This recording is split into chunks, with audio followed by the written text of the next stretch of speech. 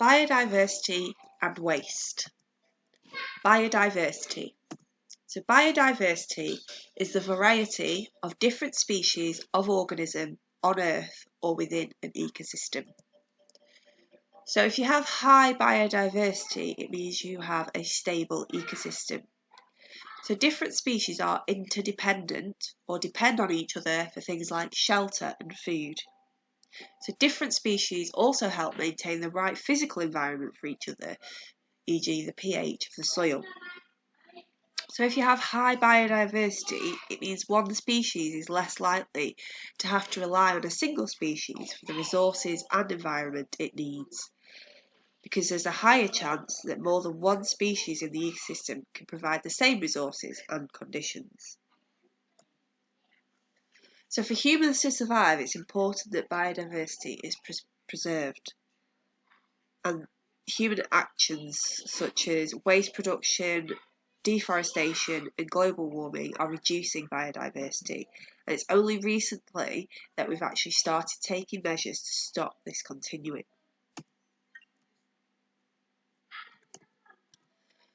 So next bit, human activities produce waste. So we want to describe how the human population is growing and why more waste is being produced by human activity, and explain how the increased waste may pollute the environment.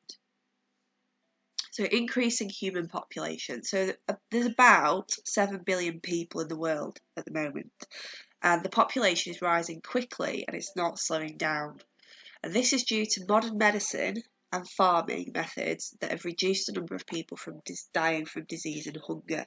So you can see here, once we started introducing modern medicine and farming, the population started to rise exponentially. So the increased population is really good for humans, but it means that we're having a bigger effect on the environment than ever. So the downside of the increased living standards and population growth. So now that many people in the UK have money to spend on unessential goods, like they replace their TVs and their mobile phones when they start to wear out, or they just replace them because they want the latest iPhone, etc.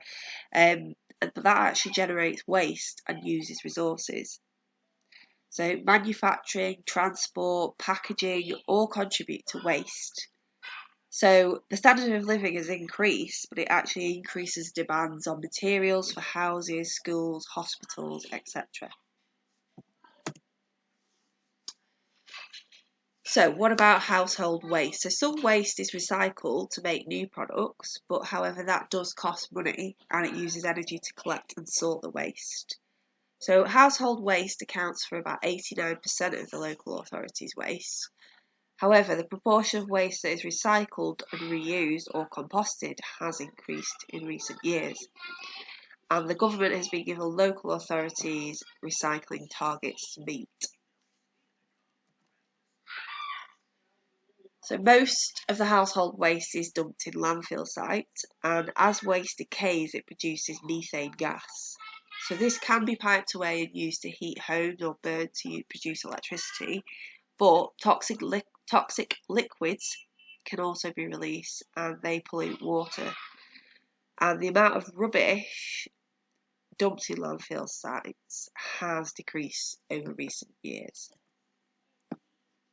So there are new methods that have come into play that help to deal with waste. So there's a new generation of refuge incinerators which remove toxic gases from the smoke. Most modern incinerators get energy from waste and they use the heat from the incineration to generate electricity.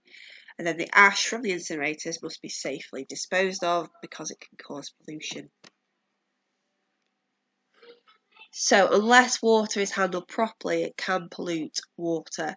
So sewage, fertilisers and toxic chemicals from landfill can end up polluting water. So whole ecosystems are affected and it takes years to recover. Also sulfur dioxide, air can be polluted by sulfur dioxide, which is a waste product from power stations or industrial processes and vehicles that use fossil fuels.